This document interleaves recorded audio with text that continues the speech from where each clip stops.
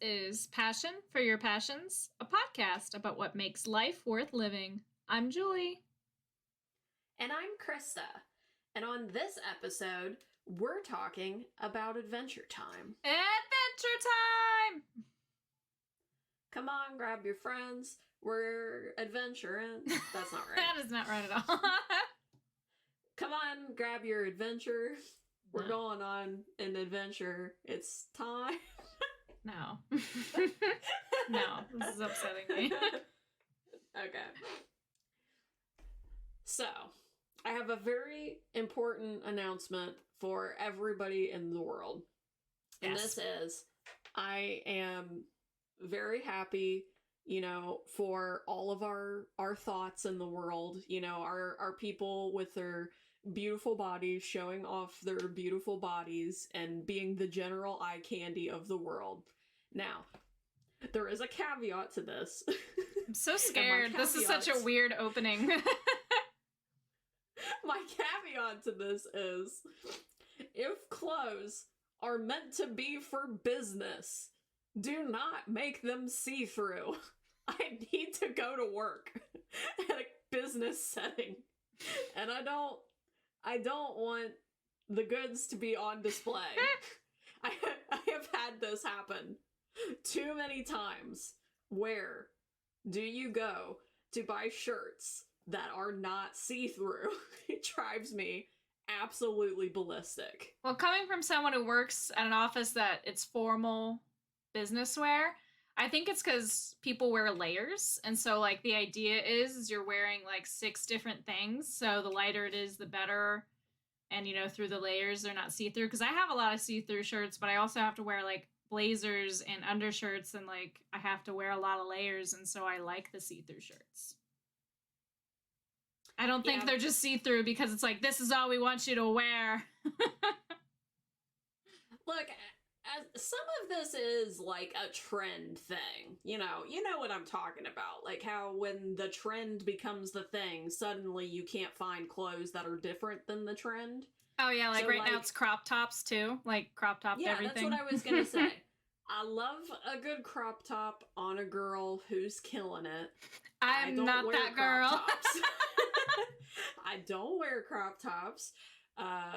Please stop trying to force them upon me, because really what happens for me 90% of the time is I get a shirt and I'm like, I can't wear this. I need to wear this to work or something. And you can see too much of my stomach for me to feel comfortable wearing that at work.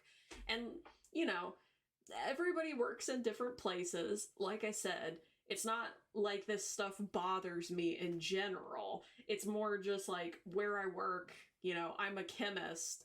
I can't just be having my stomach out. I can't do that for many reasons. One, it would be dangerous. Well, one of the things that I always find funny, because I have the same issue where I'm God, I can't use any of this clothing, is that you and I don't socialize like most normal people. It's I'm going to work. Or I have this very specific thing I might do at this month that requires this kind of clothing. But in general, people go out and have fun, and we're just no. So we're either in relaxed clothes or work clothes 90% of the time. So these clothes that are trendy, it's I have no use for that. Even if I did think I looked good in it and even wanted to wear it, I have no use for that. Yeah, there's definitely a subsection of clothing that I'm just I don't understand where you wear this to. What is the occasion for this? I don't know. I think sometimes crop tops do kind of go in that to me, because I'm sure that they're comfortable. I'm sure that that's true. But even if we're talking about a more casual setting, I just think I would feel so uncomfortable. If I was going to eat or the movies or something, it's well, one, I would probably be cold. and at best it would just be I'm trying to eat a sandwich. I'm gonna get sandwich on my stomach. Every time I sit down, my confidence goes down by 20 points. Because I have to look at it. Maybe this is just a very us-specific problem. I think so. Because it's like, it's all different shapes and sizes and types of people that I see wearing these trendy clothes. And I'm just like, that's not for me. I'm not a trendy clothes person. I'm not trendy. Pretty lame. No, I'm pretty lame. I've always been like t-shirts or business wear. Like there's no, no other things. Well, since we've spent about 5 minutes now ranting about clothings and our problems, just in general, do you want to talk about Adventure Time? Do you want to talk about why, or well, how your passion for Adventure Time started? Adventure time! Come on, grab your friends. We'll go to very distant lands. James Baxter. I'll see you in the nightosphere, you sick freak. You're supposed to go, what time is it? Adventure Time! But you don't know because you don't watch Adventure Time. I have seen Pieces. probably like 3 episodes. And honestly, I don't even think I could really tell you which ones I've seen. I know that that's a weird one because I know that, like, especially for people of our age, that's like a pretty big thing that a lot of people have watched. I don't know. I just kind of like missed it altogether. Right. Yeah, I almost missed it. I got to it a little late. But it was kind of the reason why I started is because pretty much everyone we knew watched it. And no one told me to watch it. That's the other thing. Like, nobody really specifically told me, like, hey, you need to watch this show. It was just kind of like Luke was always talking about it, just referencing it or something like that. And so I just was like, I should probably watch this. And it was literally like on a streaming network I had and went, yeah, okay. And just decided to watch it. But I loved it. So it all worked out. Well, that's all it takes. And of course, Luke. He's not our one guest anymore. No. He is the prime guest, though. He influences a lot. Yes. We do that to each other, so. So then, why are we talking about this? Like, why is this your particular passion, you would say? Well, one of the things is there's a lot of branches off of this show now that I wanted to kind of clarify some of the confusion on. And then they kind of brought it back, sort of. It's kind of odd. So that's the other part is like it made me think of it because now there's these tiny off series from it. And it's just such a huge show that with winter coming up, with the fall, you're settling in. It's a good show to just pick up and watch in the background, and it'll last you a while. So it's me encouraging people, like, give Adventure Time a shot. Yeah, especially if you have, I don't have my phone in front of me. Like I said, it just died. I don't know, like, what streaming service it's on right now. It's on HBO and Hulu. They're kind of like mixed in a weird way. I can't really explain that part, but it's all on HBO, mostly on Hulu. So get you some HBO Max and watch Adventure Time. Or I guess you could get like Hulu and then watch Bob's Burgers and this. If you already have Hulu, you could start it. And then if you really love it, then, just get like a month free of HBO Max and watch the pieces that are missing. Yes. Because the whole thing with, like, the streaming services is crazy right now. They need to just have, like, a mega bundle, which I know would defeat the purpose. But I'm just tired of paying for all of it. Yeah, you gotta congregate with people and do sharing. Like, I buy 2 of them, and everyone else shares with me, and I share mine, and, like, you gotta do it that way. You gotta cheat the system. I was just gonna say, what else do you love about Adventure Time other than the fact that it's on streaming services? Well, what got me into Adventure Time, so one of the things I love about Adventure Time is, so with pretty much any animated series, you can definitely see the growth and the skills changing. So, you watch episode 1, season 1, and then you go to season 5, and the art style is completely different, but it's not, like, it gradually happened, and there's all these, like, big changes. And that happens to Adventure Time to a degree. just because, like I said, every animated show, it does that. But the feeling of Adventure Time is pretty constant in that it's just utter nonsense. Like, a lot of what happens, a lot of what they talk about, if you, so a best way to explain it is there's an episode, it's my favorite episode that I tell people, I'm like, watch this episode. If you hate it, just give up. I'm like, just don't watch the show. Like, you're just not gonna get it, okay? You can feel weird about this episode, but if you hate it, you're gonna hate the show. And that's the episode Son of Mars, and that's season 4, episode 15. This is one of the most random episodes. And reason why I love telling people to watch it first is because watching this episode when you know nothing about the show, you're gonna have this feeling of like, that was so random. I feel like I don't know anything about the show and I'm so confused. And I'm assuming that if I watch the rest of the seasons, I'll get it. But then you'll watch the show and you'll get to that episode and you still feel the same way. You're like, none of this made any sense. It's so weird and random. And I love that. Like, that just is the epitome of the show, is that, like, it has so much depth and character development and quotes. It's a wonderful show. But then you still have these episodes of just, what even was that? You find it funny just because you're like, I have absolutely no idea what's going on. But everyone seems to be, like, up on it. Everyone else in the show seems to know what's happening, and it's fine. I'm just lost completely. So I love that branch. I was just gonna say, I feel like Futurama kind of is like that a little bit. Like, where it's like, yeah, you know, like, stuff carries over, and there's character development or whatever, but every once in a while you'll watch an episode and you're like, okay.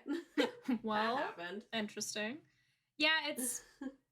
So, I'm probably going to get the number off. I can't remember exactly how many seasons, but it's like season 1 and season 2 are kind of slow. Really random, have some good stuff. It does start right away. Like, let's take Steven Universe, for example, which I will talk more in this episode about. That is a very slow start. Steven Universe has a crippling start because Steven, it's kind of like Harry Potter, where he knows absolutely nothing about this world, and so they're letting you walk through this character to figure out what's going on. And that's why it's so slow. But Adventure Time, they just, right off the gate, you're just there. There's nobody there that doesn't know what's going on. And so they just assume you'll figure it out or you won't like the show, which I do like. And the only really slow part is the character development takes a bit because you don't know the characters, and also the main character, Finn, the human, is only 12. So it's a little bit slow when it comes to actually bonding with the characters or having character development, but the actual, like, plot of the world, how it functions, starts right out of the gate. Like, you just have to run with it. You can't sit there and go, what's this? What's that? You just have to go. And I do like that rewatching this show is not as painful as it is rewatching other animated shows. Do you find that you like that in general?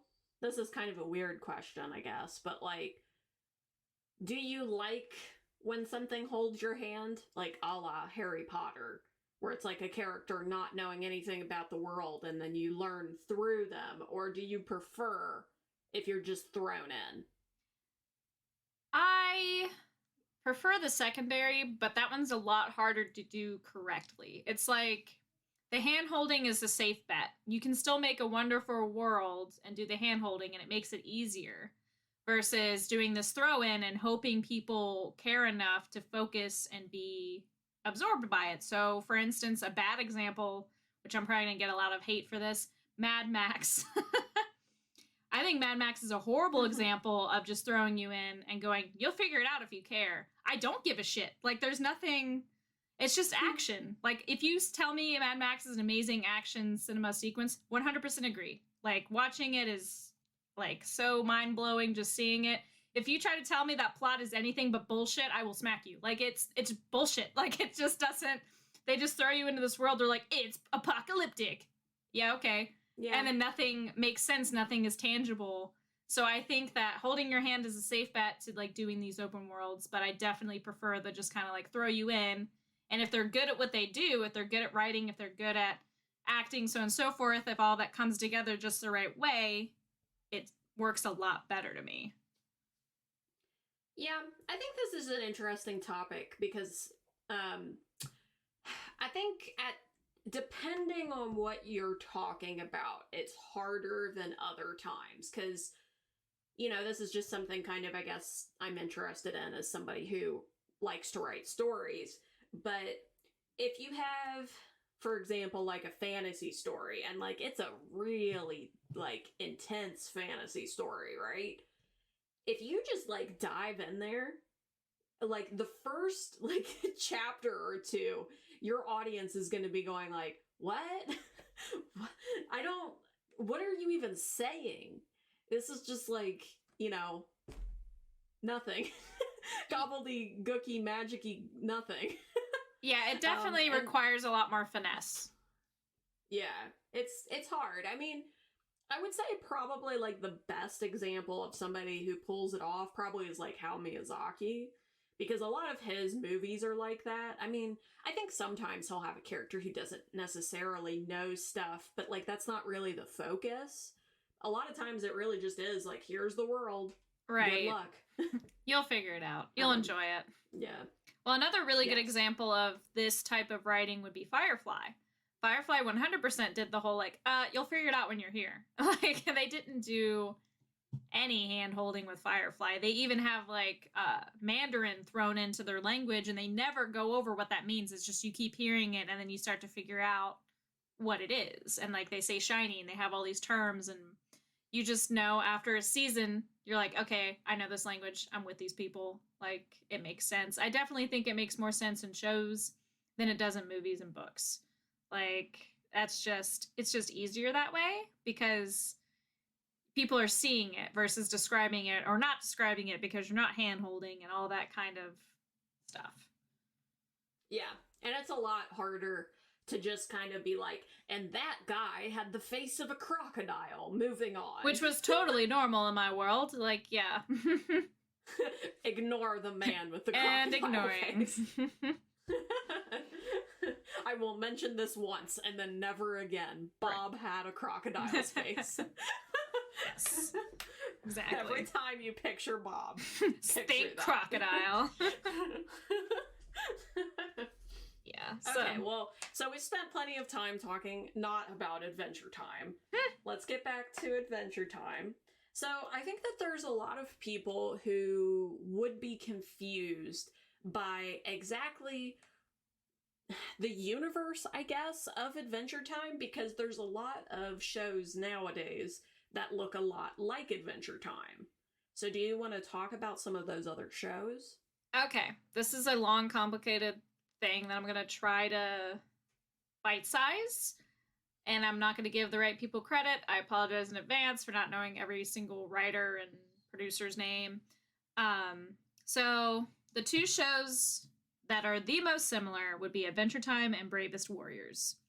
So Bravest Warriors and Adventure Time were literally thought up and pitched at the same time to Nickelodeon by Pendleton Ward. And Nickelodeon rejected both. And so he went to Cartoon Network, and Cartoon Network took Adventure Time, more or less.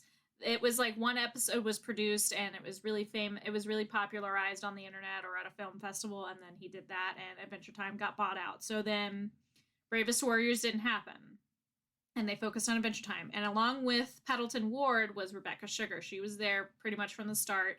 She started as more of a minor writer, but like pretty much after midway through season 2, she became a big part of the story, and a lot of her is in that show. Like the character Marceline is based around a lot of her life experiences, and she wrote most of her episodes. So if you're listening to this and you love Adventure Time and you love Marceline, then you should follow Rebecca Sugar's type work.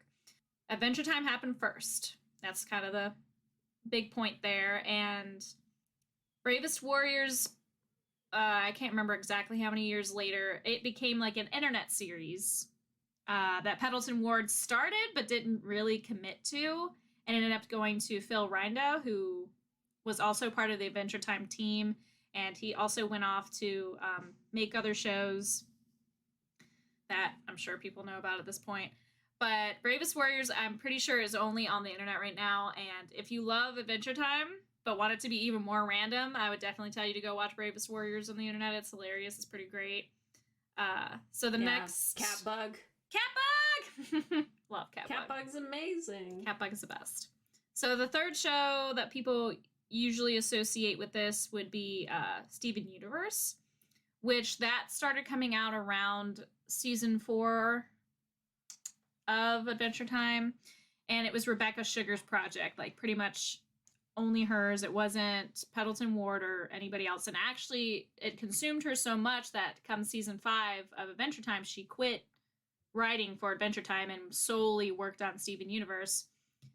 And it's like a tribute to how she feels about things, and trying to put out like non-binary characters and trying to put out like different perspectives into a show that's animated. And it's kind of her baby. It's her favorite project. And her movie, so this is one of the things that I tell people that really connects like Adventure Time and Steven Universe. They're not in the same world, but because of Rebecca Sugar, they do have these inadvertent ties. So as I said, Rebecca Sugar kind of wrote Marceline's storyline and Marceline's character. And there's an episode for Marceline where a song is sang called Let's Go in the Garden. And it's about Marceline and her mother. And that song is based around the same concept as the entire movie, Steven Universe movie.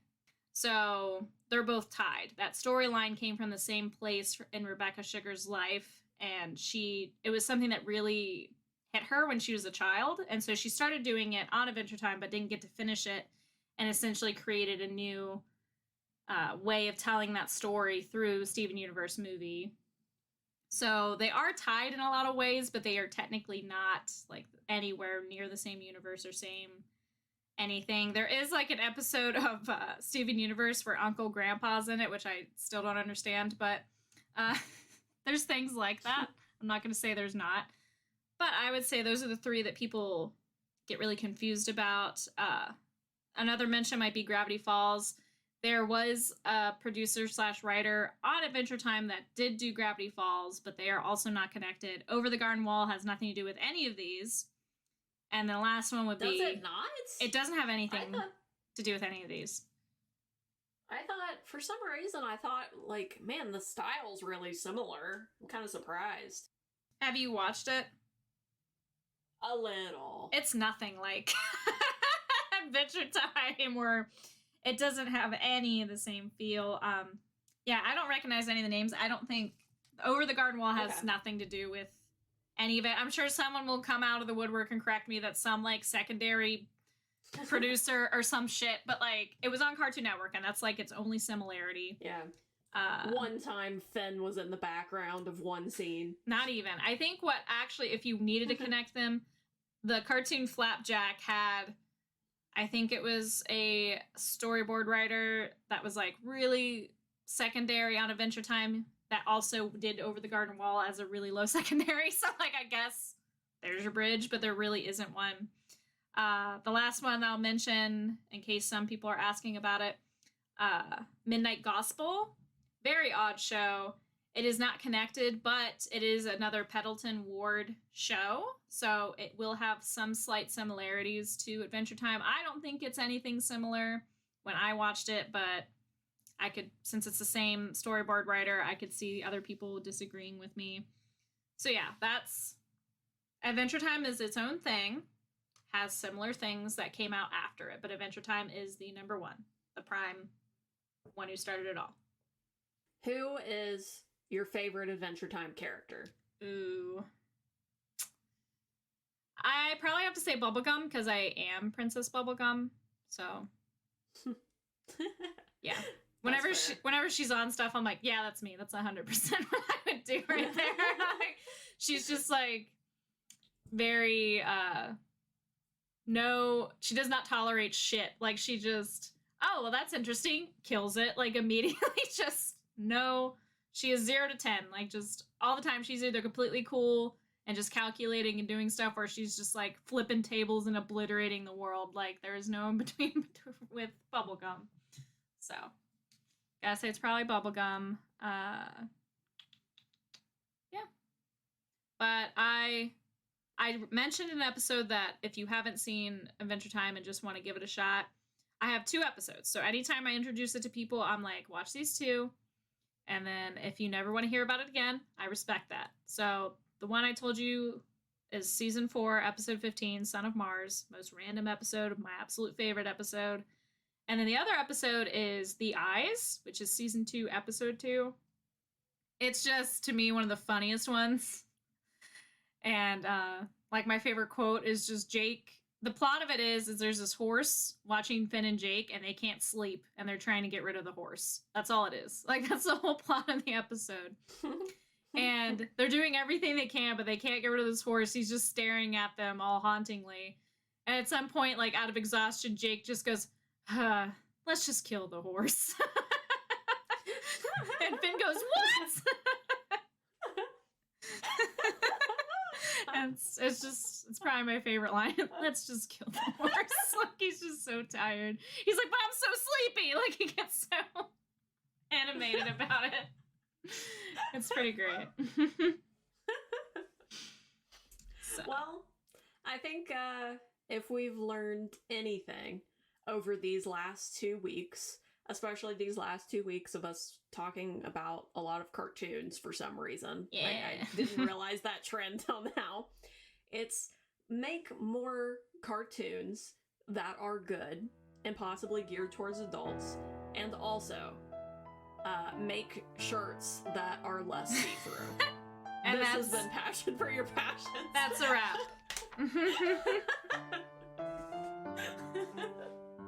Let's wrap it on up.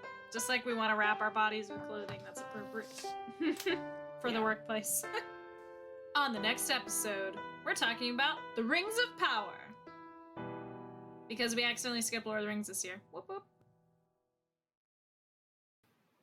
Dude, let's kill the horse. What?